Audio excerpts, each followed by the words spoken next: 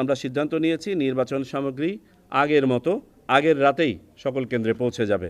আমরা ভোটের সময় 1 ঘন্টা বাড়ানোর সিদ্ধান্ত নিয়েছি। নির্বাচন কমিশনে একটা সেন্ট্রাল মনিটরিং সেল স্থাপিত হবে, যেখানে সব বাহিনী এবং প্রতিষ্ঠানের সংস্থার প্রতিনিধিত্ব থাকবে। স্যার, উপদেষ্টা পরিষদের কোনো সদস্য ওই পদে থেকে ইলেকশন করতে পারবেন কি? এটা সময়ে দেখতে পাবেন, এটা সম্ভবত সম্ভব নয়। আচ্ছা, তফসিল আসলে অ্যাকচুয়ালি কবে ঘোষণা করা হবে? এই সপ্তাহের মধ্যে বলা হবে, বললাম তো। তারিখটা বলা যাবে? না, এখন বলা যাচ্ছে না। আমাদের তার আগে কিছু আমাদের প্রথাগত কাজ আছে, এগুলো সম্পন্ন করি। আপনাদেরকে মনে হয় আমাদের মাননীয় প্রধান নির্বাচন কমিশনার বলেছেন যে এই দ্বিতীয় সপ্তাহে হবে, এই দ্বিতীয় সপ্তাহের মধ্যেই আমরা করবো ইনশাল্লাহ। পোস্টাল ব্যালটে নিবন্ধনের সময় কি আর বাড়বে কিনা? না, আমরা তো বাড়িয়েছি 7 দিন, 18 তারিখ পর্যন্ত ছিল, এটাকে বাড়িয়ে আমরা 25 তারিখ পর্যন্ত করেছি। আগে এলাকা ভিত্তিক করা ছিল, এটা আমরা পুরো বিশ্বে ওপেন করে দিয়েছি। সুতরাং পুরা বিশ্বে যে কোনোখান থেকে প্রবাসী বাংলাদেশি ভোটাররা আগামী 25শে ডিসেম্বর পর্যন্ত নিবন্ধন করতে পারবেন। বললাম যে আগামী পরশুদিন থেকে, এবং যখন ব্যালট পাঠানো শুরু হবে তার 2-4 দিন পরে আপনাদেরকে ওখানে নিয়ে যাব ইনশাল্লাহ। আমি বলতে পারছি না। ডিসেম্বরের দ্বিতীয় সপ্তাহ, 8 তারিখ থেকে 15 তারিখ। জি, হতেই পারে। তফসিল পূর্ব কার্যক্রমের মধ্যে আমাদের কতগুলো রীতি অনুযায়ী কিছু কাজ আছে। আমরা মহামান্য রাষ্ট্রপতির সাথে দেখা করব, পুরা কমিশন। প্রধান নির্বাচন কমিশনারের বক্তব্য রেকর্ড করার জন্য বাংলাদেশ বেতার এবং বাংলাদেশ টেলিভিশনের কাছে আগামীকালকে পত্র প্রেরণ করা হবে। আমাদের তফসিল পূর্ব যে কার্যক্রমগুলো ইতোমধ্যে সম্পন্ন হয়েছে সেগুলোর স্টক নেওয়া হয়েছে, এগুলো সম্বন্ধে আপনারা সবাই জানেন, যেমন সংলাপ, আইন এবং বিধির সংস্কার। এবং আমরা আশা করছি যে গত সপ্তাহে যেগুলো আপনার সংস্কার সম্পন্ন হয়েছে আজ বা কালকের মধ্যে সেগুলো আমরা হাতে পেয়ে যাব। ভোটার তালিকা চূড়ান্তকরণ সেটা হয়ে গেছে, যদিও বা এটা আর একটা ভোটার তালিকা পরবর্তীতে যাবে, যেখানে আপনারা জানেন ওসিভি এবং আইসিপিভি অর্থাৎ পোস্টাল ভোটে যারা ভোট দিচ্ছেন তাদের উপরে যে ইমপ্রিন্টটা হবে সেই ইমপ্রিন্ট সহ আর একটা ভোটার তালিকা আইন অনুযায়ী নির্বাচনের 25 দিন আগে কমপক্ষে এটা পৌঁছে যাবে। আমরা প্রিজাইডিং অফিসার, সহকারী প্রিজাইডিং অফিসার এবং পোলিং অফিসারের স্টপ নিয়েছি। আমাদের প্রয়োজন এবং মাঠ পর্যায়ে থেকে যে তালিকা প্রস্তুত করা হয়েছে সেটা নিয়ে আমরা সিদ্ধান্ত নিয়েছি যে এখানে সরকারি, আধা সরকারি, স্বায়ত্তশাসিত, আধা স্বায়ত্তশাসিত এবং সরকার প্রতিষ্ঠান এবং ব্যাংক, সরকারি ব্যাংকের যারা কর্মকর্তা আছেন তাদেরকে আমরা এই তালিকায় সংযুক্ত করব। আমরা বেসরকারি যে ব্যাংকগুলো আছে সেগুলো আপাতত বিবেচনায় নিচ্ছি না, তারা রিজার্ভে থাকবে, একান্ত প্রয়োজন না হলে তাদেরকে নেওয়া হবে না। নির্বাচন সামগ্রীর ব্যাপারে আলোচনা হয়েছে। আমরা সিদ্ধান্ত নিয়েছি নির্বাচন সামগ্রী আগের মতো আগের রাতেই সকল কেন্দ্রে পৌঁছে যাবে, ব্যালট পেপার সহ। আমাদেরকে যেহেতু দুটো নির্বাচন একসাথে অনুষ্ঠান করতে হচ্ছে, জাতীয় সংসদ নির্বাচন এবং গণভোট, এটা সময় ম্যানেজমেন্টে নিয়ে আপনারা জানেন আমরা একটা মক ভোটিং করেছিলাম, সেইটার অভিজ্ঞতা প্লাস মাঠ পর্যায়ে যারা ইতোপূর্বে ভোট অনুষ্ঠান করেছেন তাদের অভিজ্ঞতা বিবেচনায় নিয়ে কয়েকটা সিদ্ধান্ত গ্রহণ করা হয়েছে। 1 নম্বর হচ্ছে যে সকল কক্ষে স্থান সংকুলন হবে সে সকল কক্ষে একাধিক আপনার মার্কিং প্লেস অর্থাৎ সিক্রেট বুথ, যেখানে ভোটার ছাপ দেন সেই সিক্রেট বুথ স্থাপন করা হবে। যেখানে সিক্রেট বুথ আর বাড়ানোর জায়গা নাই সেখানে প্রয়োজনে একটা আলাদা বুথই করতে হবে। আমরা ভোটের সময় 1 ঘন্টা বাড়ানোর সিদ্ধান্ত নিয়েছি, সকালে আধা ঘন্টা এবং বিকেলে আধা ঘন্টা, অর্থাৎ এখন ভোট শুরু হবে সকাল 7:30টায় এবং চলবে বিকাল 4:30 পর্যন্ত। গণভোট সংক্রান্ত প্রচারণা, যেটার সাথে সরকার একটা ব্যাপক প্রোগ্রাম হাতে নিচ্ছেন, নির্বাচন কমিশনও এতে সহযোগিতা করবে। তদুপরি গণভোটের প্রশ্নটা যাতে সহজে ভোটাররা আপনার কক্ষে প্রবেশের আগেই জেনে যান, এই জন্য প্রত্যেকটা কেন্দ্রে এই ব্যালটটা বড় আকারে ছাপিয়ে ভোটের লাইনের সামনে ঝুলানো থাকবে। এরপরে আসি পঙ্গু, বয়স্ক এবং সন্তান সম্ভবা মা সহ যাদের বিভিন্ন ধরনের সহায়তা প্রয়োজন হয় তাদের ভোটের ব্যাপারে একটা সুনির্দিষ্ট নির্দেশনা দেওয়া হবে কেন্দ্রগুলোতে, যাতে করে তারা সহজে ভোট প্রদান করতে পারেন। পোস্টাল ব্যালট ব্যবস্থাপনা নিয়ে দীর্ঘ আলোচনা হয়েছে, যেটা সম্বন্ধে আপনারা অবগত আছেন। আমি 2 দিন আপনাদের সাথে কথা বলেছি এই ব্যাপারে। আমি খুব যদি সংক্ষেপে বলি, আমাদের 2 ধরনের পোস্টাল ব্যালট আছে, দেশের ভিতর থেকে এবং দেশের বাইরে থেকে। দেশের বাইরের ব্যালটগুলো আমরা আগামী কালকে থেকে ছাপানোর কাজ শুরু করছি। আগামী পরশুদিন থেকে এটা বিদেশে প্রেরণের কাজ শুরু হবে। আর দেশের ভিতরের যে পোস্টাল ব্যালটগুলো আছে সেইগুলোর আমরা নিবন্ধন কাজ শুরু করব যেদিন তফসিল ঘোষণা হবে সেদিন থেকে, এবং চলবে 15 দিন ব্যাপী। অর্থাৎ যারা ভোট দিতে চান পোস্টাল ব্যালটের মাধ্যমে দেশের ভিতর থেকে, যে 3 ধরনের ভোটার যারা দিতে পারেন, তারা তফসিল ঘোষণার পর দিন থেকে শুরু করে মোট 15 দিন নিবন্ধন করতে পারবেন। এই নিবন্ধন সম্পন্ন হলে তাদের কাছে ইন কান্ট্রি পোস্টাল ভোটিংয়ের ব্যালট চলে যাবে। আমরা পর্যবেক্ষক এবং সাংবাদিকদের কার্যক্রম নিয়ে কথা বলেছি। তারা যেন নির্বিঘ্নে তাদের দায়িত্ব পালন করতে পারেন, যেসব সহায়তা দেওয়া প্রয়োজন সে ব্যাপারে পরিপত্র জারি করা হবে। আমরা বিশেষভাবে আলোচনা করেছি, কিছু রাজনৈতিক দলের কাছ থেকেও এই পয়েন্টটা এসেছিল, যে নির্বাচন অনুষ্ঠানের সাথে যারা সম্পৃক্ত থাকেন তারা আগের রাতে যখন ওই কেন্দ্রে গিয়ে পৌঁছান, তাদের প্রশাসনিক ব্যবস্থাপনা দুর্বল থাকে বিধায় তারা স্থানীয় অনেকে সহায়তা নিতে বাধ্য হন, এবং এই সহায়তা নেওয়ার ফলে অনেক সময় এখানে রাজনৈতিক প্রভাব কাজ করে থাকে এবং তারা পরের দিন নিরপেক্ষভাবে কাজ করতে পারেন না। আমরা দৃঢ়ভাবে নির্বাচন কমিশন থেকে এটা নিরুৎসাহিত করছি এবং বলে দেওয়া হচ্ছে কোনো ধরনের স্থানীয় সহায়তা তারা নেবেন না। তাদেরকে যথাযথভাবে বাজেটের মাধ্যমে কনসিডার করা হয়েছে, তারা তাদের যে প্রশাসনিক ব্যবস্থাপনা আছে সেটা চালিয়ে নিতে পারবেন। বাজেটের ব্যাপারে একটা দিক নির্দেশনা দেওয়া হয়েছে চূড়ান্তকরণের ব্যাপারে। ইতোমধ্যে যে বাজেট আমরা পেয়েছি এর অতিরিক্ত বাজেট পরিকল্পনা করে চাইতে বলা হয়েছে। আগামীকালকে আমরা আঞ্চলিক এবং সিনিয়র জেলা নির্বাচন কর্মকর্তাদের সাথে কালকে 1500 ঘটিকায় একটি জুম মিটিং করব, যেখানে বিভিন্ন যে বিষয়গুলো বললাম, যেগুলোর সাথে নির্বাচন কমিশনের অফিস জড়িত, এগুলো তাদেরকে নির্দেশনা দেওয়া হবে। তফসিল উত্তর কার্যক্রমের কয়েকটি বিষয় আলোচনা হয়েছে, যেমন রিটার্নিং অফিসার, সহকারী রিটার্নিং অফিসার এবং পোলিং অফিসারদের নিয়োগ এবং সময়সূচি। আমরা বলেছি যে তারা যেন যথাযথ সময়ে নিবন্ধন করতে পারেন পোস্টাল ভোটের জন্য। এই জন্য তফসিলের ঘোষণার পরপরই 5 দিনের মধ্যে যেন এই তালিকাগুলো প্রকাশিত হয়ে যায়। আইন শৃঙ্খলা কার্যক্রম নিয়ে আমরা সিদ্ধান্ত নিয়েছি, আইন শৃঙ্খলা এবং প্রশাসনিক কার্যক্রম নিয়ে, যেদিন তফসিল ঘোষণা হবে সেদিনই সন্ধ্যাবেলায় আমরা জেলা এবং জেলা পর্যায়ের প্রশাসনের কর্মকর্তা তথা জেলা প্রশাসক এবং পুলিশ সুপারের সাথে আমরা জুম মিটিং করব। পরবর্তীতে একটা ফিজিক্যাল মিটিং হবে, যেটা আপনার প্রার্থী তালিকা চূড়ান্ত হওয়ার পরে। নির্বাচনী তথ্য সংগ্রহের জন্য অঞ্চলভিত্তিক দায়িত্বপ্রাপ্ত কর্মকর্তা নিয়োগ করা হয়ে থাকে। সাধারণত 10 জনের একটা কমিটি করা হয়ে থাকে। আমরা এই কমিটিটাকে 14 জনে উন্নীত করেছি, যেখানে আমাদের একজন অতিরিক্ত সচিব নেতৃত্বে থাকবেন, আমাদের ডিজি এনআইডি, এবং তাকে রিইনফোর্স করবেন আমাদের নির্বাচনী প্রশিক্ষণ ইনস্টিটিউটের একজন, আমাদের আইন শাখার একজন এবং নির্বাচন ব্যবস্থাপনার একজন। আর পাশাপাশি আরও 10 জন এলাকাভিত্তিক থাকবেন, যারা বিভিন্ন ধরনের সমস্যাদি, প্রশ্নোত্তর ইত্যাদি এলাকাভিত্তিক সলভ করবেন। ইলেকটোরাল ইনকোয়ারি কমিটি নিয়ে কথা হয়েছে। আপনারা জানেন 3 ধরনের আপনার বিচারিক কমিটি মাঠ পর্যায়ে কাজ করে। ইলেকটোরাল ইনকোয়ারি কমিটি, যেটা শুরু থেকে কাজ করে, 300 আসনে 300টি কমিটি কাজ করবে। আমরা সিদ্ধান্ত নিয়েছি এই কমিটিকে অতীতেও দেওয়া হতো, একটা অ্যাডজুডিকেশনেরও সক্ষমতা আমরা প্রদান করব।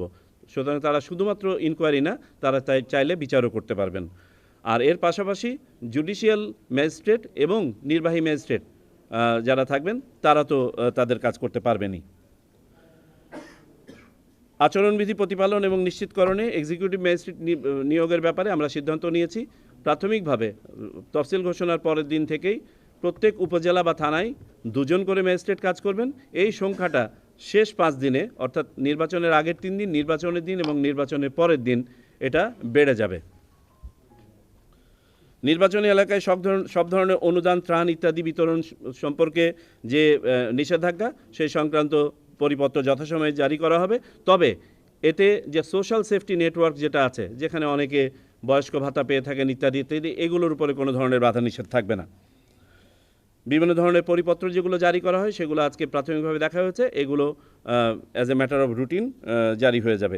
প্রচার সামগ্রী অপসারণের ব্যাপারে আমরা যেদিন তফসিল ঘোষণা করব সাথে সাথে 48 ঘন্টা সময় দিয়ে সব ধরনের প্রচার প্রচারণা যেগুলো রাজনৈতিক দলগুলো ইতোমধ্যে করেছেন এবং ঝুলিয়েছেন এগুলো সরাতে হবে, এবং এগুলো না সরালে যথাযথ ব্যবস্থা গ্রহণ করা হবে নির্বাচনী আচরণবিধির আওতায়। বিভিন্ন দপ্তরে আধা সরকারি পত্র প্রেরণের ব্যাপারে কথা হয়েছে। তার মধ্যে অন্যতম একটা বিষয়, এবারে আপনারা জানেন যে আমরা ইন কান্ট্রি পোস্টাল ভোটিংটাকে কার্যকরভাবে প্রতিপালন করতে চাই, এবং এটা আইনের মধ্যেও আনা হয়েছে। বিভিন্ন প্রতিষ্ঠানের এটা দায়িত্বের মধ্যে পড়বে, তারা যেন তাদের অধীনস্থ সবাইকে ভোট দিতে উৎসাহিত করেন।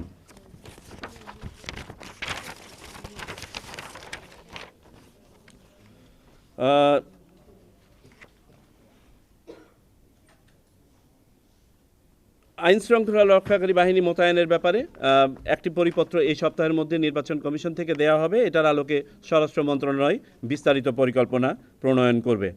তবে আপনাদেরকে সেদিনটা যেমনটা বলেছেন আমাদের সিনিয়র সচিব, এটা আমাদের স্ট্যাটিক ডেপ্লয়মেন্ট থেকে সেন্ট্রাল রিজার্ভ পর্যন্ত সব ধরনের ফোর্সই কাজ করবে, এবং যে কেন্দ্রে যে ধরনের ফোর্স ডিপ্লয় করা দরকার সেটা ডিপ্লয় হবে। পাশাপাশি নির্বাচন কমিশনে একটা সেন্ট্রাল মনিটরিং সেল স্থাপিত হবে, যেখানে সব বাহিনী এবং প্রতিষ্ঠানের সংস্থার প্রতিনিধিত্ব থাকবে, এবং এই সেলের আমাদের একটা ক্যাপাসিটি থাকবে মিস ইনফরমেশন ডিসইনফরমেশন হ্যান্ডেল করা। যদিও বা এই মিস ইনফরমেশন ডিসইনফরমেশন হ্যান্ডলিংয়ের জন্য স্ব বাহিনী এবং প্রতিষ্ঠান সংস্থা তাদেরও সক্ষমতা আছে, সেগুলো বলবৎ থাকবে। ভোট গ্রহণ কর্মকর্তা নিয়োগ এবং প্রশিক্ষণের ব্যাপারে আমরা বলেছি 10% রিজার্ভ আমাদের থাকবে, যাতে করে আমরা লাস্ট মোমেন্টে যদি কাউকে পরিবর্তন করতে হয়, কেউ অসুস্থ হয়ে পড়েন, কোথাও ব্যস্ত হয়ে পড়েন, যাতে করে আমরা বিঘ্নিত না হয়। আর প্রশিক্ষণ দেওয়া হবে 100%-এর উপরে আর 5%। ব্যালট পেপার মুদ্রণের ব্যাপারে আমরা খোঁজখবর নিয়েছি, আমাদের প্রস্তুতি সম্পন্ন হয়েছে। যখন থেকে বলা হবে তখন থেকে ব্যালট পেপার ছাপানো শুরু হবে। আগামীকালকে থেকে যে ব্যালট পেপার ছাপানো হচ্ছে এটা শুধুমাত্র দেশের বাইরে পোস্টাল ব্যালটের অংশটুকু। যান চলাচলের নিষেধাজ্ঞার ব্যাপারে অতীতে যেভাবে নির্দেশনা দেওয়া ছিল সেটাই বলবৎ থাকবে, অর্থাৎ ট্যাক্সি ক্যাব, পিকআপ, মাইক্রো এবং ট্রাক এইগুলো চলবে না 24 ঘন্টার জন্য, এবং মোটরসাইকেল চলবে না 72 ঘন্টার জন্য। বাকি যানবাহন হাইওয়েতে চলমান, আপনার বিভিন্ন ধরনের সেবা প্রদানকারী সংস্থা, বিমানবন্দর ইত্যাদি এগুলো যেভাবে ফ্রি থাকবে। ভোট গ্রহণের দিন সাধারণ ছুটির ব্যাপারে সিদ্ধান্ত গৃহীত হয়েছে, এদিন সাধারণ ছুটি থাকবে অন্যান্য সময় যেমনটা থাকে। দুর্গম নির্বাচনী এলাকায় হেলিকপ্টার সহায়তার ব্যাপারে আলোচনা হয়েছে, এটা আগেও আপনাদেরকে বলা হয়েছে। এখানে নির্বাচনী মালামাল, ব্যালট পেপার এবং ভোট গ্রহণকারী কর্মকর্তাদের চলাচলের জন্য হেলিকপ্টার ব্যবহৃত হবে।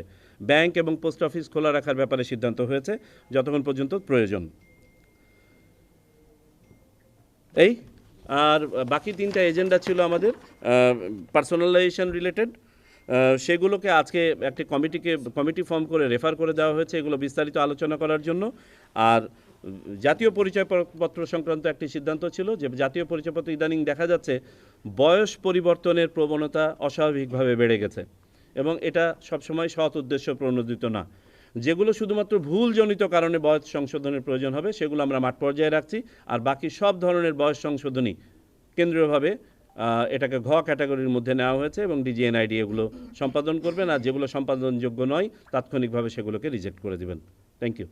স্যার, হুদা কমিশনের সময় রাতের ভোট হয়ে যাওয়ার যে এই যে প্রথা বা চল মানুষের মুখে মুখে যে ব্যবস্থাটা, এটা থেকে উত্তরণ ঘটানোর কারণেই আওয়াল কমিশন এসে ব্যালট পেপার সকালে নিয়ে যাওয়া, ভোটের দিন সকালে নিয়ে যাওয়ার জন্য ব্যবস্থা করেছিলেন। আপনারা আবার আগের পদ্ধতিতেই ফেরত গেলেন যে ব্যালট পেপার আগের রাতেই। আমরা কনফিডেন্ট, আমরা ওই সব ঘটনার অবতারণা আর দেখব না।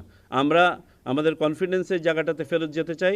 আমাদের সকল সিস্টেম যাতে স্বাভাবিকভাবে কাজ করে সেখানে যেতে হবে। আমাদের যথাযথ সুপারভিশন থাকবে, এবং আমরা নজর রাখবো যাতে করে কোনো ধরনের ব্যত্যয় না ঘটে। স্যার, রিটার্নিং কর্মকর্তা কারা হবে? আমরা বললাম তো রিটার্নিং কর্মকর্তার ব্যাপারে কোনো আলোচনা আজকে হয় নাই। রিটার্নিং কর্মকর্তা সাধারণত আপনারা জানেন জেলা প্রশাসকরা হয়ে থাকেন, এর বাইরেও আমাদের কিছু প্রস্তাবনা আছে, সেগুলো নিয়ে আমরা আলোচনা করছি, যথাসময়ে জানতে পারবেন। সেটা হলো যে তফসিল ঘোষণার পরে একনেক থেকে কোনো প্রজেক্ট ওকে করা কোনো বিধান আপনারা রাখবেন কিনা? আমরা তো নিষেধ করে দিচ্ছি এখানে, যদি তবে কিছু রাষ্ট্রীয় জিনিস আছে যেগুলো এখানে কোনটা করা যায় না, অনুদান, আপনার বিভিন্ন ধরনের নতুন করে কোনো প্রকল্প গ্রহণ ইত্যাদি যেগুলো চলমান প্রকল্প সেগুলো তো বাধাগ্রস্ত করার বা পরিকল্পিত প্রকল্প সেগুলো নির্বাচন কমিশন বাধাগ্রস্ত করবে না। প্রকল্প অনুমোদন করা যাবে না। নতুন কোনো প্রকল্প জি। উপদেষ্টা পরিষদের তবে আবারও খেয়াল রাখতে হবে আমাদের কিন্তু এই মুহূর্তে একটা অন্তর্বর্তীকালীন সরকার আছে যেটার ক্যারেক্টার হচ্ছে নির্দলীয়। সুতরাং এখানে আমাদের নির্বাচন কমিশন তার জুরিসডিকশন ব্যবহার করবে, ডিসক্রিশনারি ব্যবহার করবে, কোনো অবস্থাতে যেন চলমান উন্নয়ন কর্মকাণ্ড প্লাস আপনার পরিকল্পিত উন্নয়ন কর্মকাণ্ড যেন ব্যাহত না হয়। স্যার উপদেষ্টা পরিষদের কোনো সদস্য ওই পদে থেকে ইলেকশন করতে পারবেন কি? এটা সময়ে দেখতে পাবেন, এটা সম্ভবত সম্ভব নয়। আচ্ছা, তফসিল আসলে অ্যাকচুয়ালি কবে ঘোষণা করা হবে? এই সপ্তাহের মধ্যে বলা হবে, বললাম তো। তারিখটা বলা যাবে? না, এখন বলা যাচ্ছে না। আমাদের তার আগে কিছু আমাদের প্রথাগত কাজ আছে, এগুলো সম্পন্ন করি। আপনাদেরকে মনে হয় আমাদের মাননীয় প্রধান নির্বাচন কমিশনার বলেছেন যে এই দ্বিতীয় সপ্তাহে হবে, এই দ্বিতীয় সপ্তাহের মধ্যেই আমরা করবো ইনশাল্লাহ। পোস্টাল ব্যালটে নিবন্ধনের সময় কি আর বাড়বে কিনা? না, আমরা তো বাড়িয়েছি 7 দিন, 18 তারিখ পর্যন্ত ছিল, এটাকে বাড়িয়ে আমরা 25 তারিখ পর্যন্ত করেছি। আগে এলাকা ভিত্তিক করা ছিল, এটা আমরা পুরো বিশ্বে ওপেন করে দিয়েছি। সুতরাং পুরা বিশ্বে যে কোনোখান থেকে প্রবাসী বাংলাদেশি ভোটাররা আগামী 25শে ডিসেম্বর পর্যন্ত নিবন্ধন করতে পারবেন। বললাম যে আগামী পরশুদিন থেকে, এবং যখন ব্যালট পাঠানো শুরু হবে তার 2-4 দিন পরে আপনাদেরকে ওখানে নিয়ে যাব ইনশাল্লাহ। চলতি সপ্তাহ মানে কি বৃহস্পতিবার ধরবো আমরা? আমি বলতে পারছি না। সপ্তাহটা আপনারা কি হিসাব করছেন? রবি থেকে বৃহস্পতি না ডিসেম্বরের দ্বিতীয় সপ্তাহ, 8 তারিখ থেকে 15 তারিখ। জি, স্যার ছুটির দিনও কি হতে পারে? হতেই পারে। দেশে যে প্রবাসী একজন করে শুনি। হ্যাঁ, বর্তমানে যে সিচুয়েশনটা আছে, রাজনৈতিক যে পরিস্থিতি আছে, বিএনপির নেত্রী অসুস্থ, মানে রাজনৈতিক পরিস্থিতি বিবেচনায় নিয়ে যেন তফসিল করা হয়, সেই বিষয়টি কি আপনার বিবেচনায়? এটার পক্ষে বিপক্ষে রাজনৈতিক দলগুলোর বক্তব্য আছে, এগুলো রাজনৈতিক বক্তব্য। নির্বাচন কমিশন তার স্বীয় বিবেচনায় যে আগের যে কমিটমেন্ট আছে এবং সরকারের যে পরিকল্পনা আছে সেই অনুযায়ী আমরা এগিয়ে যাচ্ছি। স্যার, আচরণবিধির বিষয় পোস্টার নিষিদ্ধ করতে, পোস্টার আসলে ছেয়ে গেছে স্যার, আমি কয়েকটা জেলাতেও গেলাম, কিন্তু আপনারা এটা কি পদক্ষেপ নিয়েছেন? আপনারা সরাতে বলছেন। আমরা সভাতে বলি নাই এখনো, আমরা যেদিন তফসিল ঘোষণা করব সেদিন থেকে আমরা কার্যকরী ভূমিকা আপনারা দেখতে পাবেন। আমরা রাজনৈতিক তফসিল ঘোষণার পরে অপেক্ষা করেন। আমি তো আজকে বলেই দিলাম, প্রথমত হচ্ছে আমরা 48 ঘন্টা সময় দিব রাজনৈতিক দলগুলোকে সবকিছু সরানোর জন্য। তারপরে যদি না সরান, আচরণবিধির আওতায় যা যা করা দরকার তাই করা হবে। আমরা দুটোই বললাম যে যেখানে আমাদের ব্যাপারটা বোঝার চেষ্টা করেন, আমাদের ফ্লোটা কোনখানে গিয়ে স্লো ডাউন হচ্ছে যেখানে সিলটা দেওয়া হচ্ছে সেইখানে। ওইখানে যেহেতু দুটো ব্যালটকে ম্যানেজ করতে হচ্ছে, কেউ যদি ব্যালটটা পড়ে আবার দেন, বিশেষ করে গণভোটের ব্যালট, তাহলে পারে তো ওই রুমটা যতক্ষণ পর্যন্ত ফাঁকা না হচ্ছে নেক্সট ভোটারটা যেতে পারছেন না। এই জন্য যাতে আরেকজন ভোটারও সাইমালটেনিয়াসলি ভোট দিতে পারেন, আমরা এই জন্য গোপন কক্ষ বাড়ানোর পক্ষে প্রথমে। তারপরেও আমাদের গ্রামাঞ্চলে অনেক প্রতিষ্ঠান আছে যেখানে দুটো ইভেন এই গোপন কক্ষ লাগানোর মতো জায়গা নাই, সেখানে আমাকে হয়তো একটা টেম্পোরারি বুথই করা লাগতে পারে। এটা এবং আমরা এটা কালকে জানিয়ে দিচ্ছি আমাদের সকল অফিসকে, তারা এটার অ্যাসেসমেন্ট করে চূড়ান্ত করে ফেলছে।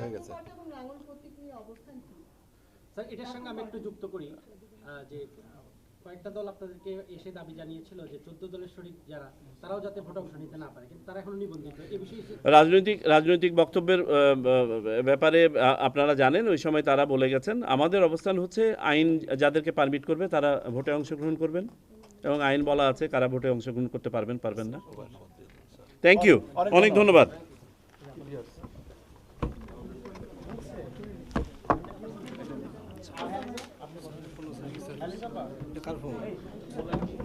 নিয়ে যান, একটা ধরবেন না।